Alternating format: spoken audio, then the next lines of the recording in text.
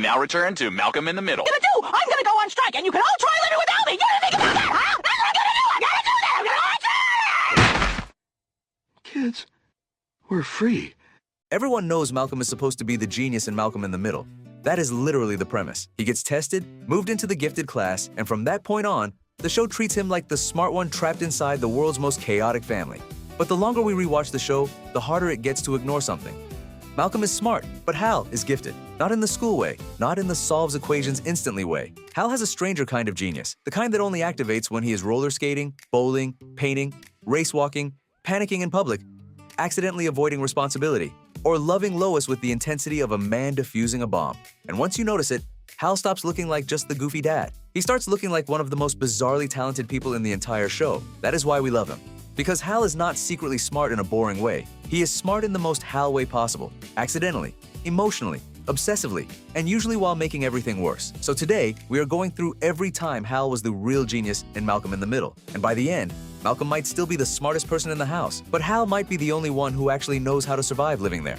The first clue is that Hal's intelligence almost never looks like intelligence at first. It looks like nonsense. It looks like panic. It looks like a grown man turning a normal activity into a full emotional emergency. But then the episode keeps going, and suddenly you realize he is not just spiraling. He is locked in. That is what happens with the roller skating episode. At first, Malcolm needs help learning how to skate, and we expect Hal to embarrass himself. But the second Hal gets on skates, the whole scene changes. He is not just decent, he is graceful, technical, dramatic, completely committed. He moves like he has been waiting his entire life for someone to ask him about roller skating. And that is one of the funniest Hal reveals, because it feels like we accidentally opened a hidden folder in his brain. Before that moment, Hal is just Hal. Nervous dad, sweet dad, weird dad. Then suddenly, he is a roller skating master with a personal philosophy. He is not teaching Malcolm a casual skill. He is passing down a sacred art. That is the Hal pattern. He seems ridiculous until the exact right situation appears. Then suddenly, he becomes terrifyingly good at something no one expected. We see the same thing with bowling. The bowling episode turns Hal's obsession into accidental science. On the surface, Hal is just having a great night at the bowling alley. He gets into a rhythm. He starts making strikes. He gets closer and closer to a perfect game. But what makes it so Hal is the way he reacts to success. A normal person would think, I'm bowling well tonight. Hal thinks, every tiny thing that happened before this strike must be recreated exactly, or the universe will collapse. And honestly, he is not completely wrong.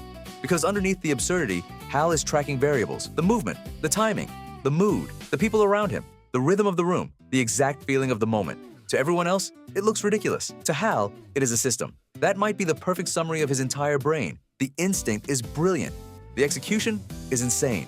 A normal genius says, I'm analyzing the conditions that led to success. Hal says, everyone stand exactly where you were before, because this is sacred now. Different wording, same experiment. That is why Hal is so funny and so impressive at the same time. He can recognize patterns. He can feel when something is working. He can lock onto a system with scary precision. He just cannot do it calmly. Then there is the painting. In Hal Quits, he walks away from work and throws himself into becoming an artist. At first, the joke is simple. Hal has no moderation. He cannot just try a hobby. He has to rebuild his entire identity around it. But the longer it goes, the more the painting starts to feel like a window into his mind. Layer after layer, correction after correction. A small idea becoming bigger than the original problem. He keeps adding, changing, chasing, expanding, destroying, rebuilding. And what is funny is that it does not feel like laziness. It feels like overload. Hal's problem is not that he has no talent. His problem is that his talent has no steering wheel. When something captures him, he gives it everything. The job disappears. The schedule disappears. Reality starts to disappear. Hal is full of creative energy that has nowhere stable to go, so it leaks out through whatever obsession grabs him that week. Roller skating, bowling, painting, race walking, random hobbies that stop being hobbies and become temporary religions. And we love him, because when Hal commits to something, he commits with his entire soul, even when the thing absolutely does not deserve that level of commitment. And then there is race walking. This is where Hal's genius becomes almost detective-like. Race walking is the perfect Hal activity because it is serious and ridiculous at the exact same time.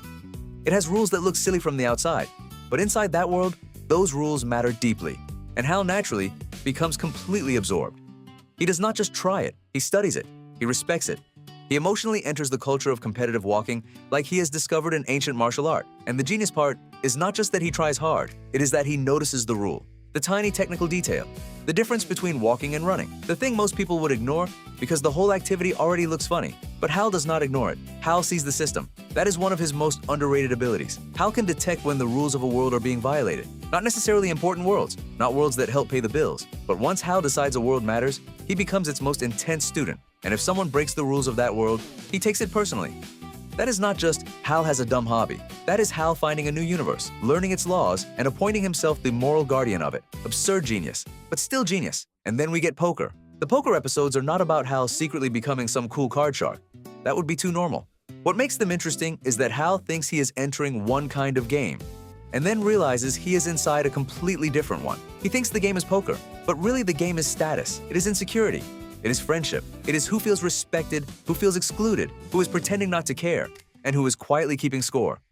And this is where Hal's intelligence becomes social, not smooth social intelligence, not confident social intelligence, but he does feel the room. He can sense when something is off. He knows when he is being judged. He knows when the mood changes. He knows when the game under the game has become more important than the actual game. That matters because Malcolm can understand logic, but he often misses emotion. He knows when he is technically right, but not always when he is making everyone hate him. Hal is different. Hal is frequently wrong, but emotionally, he is almost always receiving the signal. The problem is that once he receives the signal, he reacts in the most dramatic way possible. That is the Hal curse. The read can be right. The response is the disaster. Hal's greatest genius might actually be survival, and nowhere is that clearer than the work trial arc. On paper, Hal should be doomed. His company is under investigation. Serious adults are asking serious questions, and Hal is exactly the kind of nervous man who looks guilty even when he is completely innocent. He cannot project confidence. He cannot stay calm. He cannot act normal under pressure. But then the story gives us the most Hal defense possible. His work habits are so bad that they basically become evidence in his favor. Only Hal could survive a corporate scandal by accidentally proving he was too disengaged to be the mastermind. It is anti-genius genius. Most characters prove their intelligence by showing what they did. Hal proves his by revealing what he somehow avoided doing. And weirdly, that is a form of survival strategy, not planned strategy, not noble strategy, but survival strategy. Hal looks like he is losing constantly, but he is still there, still married, still employed most of the time, still loved by his kids, even when they are horrified by him, still alive in a house that operates like a psychological obstacle course. That takes a kind of genius Malcolm does not have. Because Malcolm's intelligence often makes him miserable. He is smart enough to see every trap, smart enough to recognize every unfairness, smart enough to know when people are lying, when adults are wrong, and when the family is acting irrationally, but he is not wise enough to escape any of it. His genius gives him awareness without peace. Hal is almost the opposite. Hal does not rise above the chaos. He joins it. He gets dragged through it. He cries inside it. He builds a weird hobby inside it. He loves someone through it. He turns the chaos into a place where he can still feel joy. That is also why he and Lois work.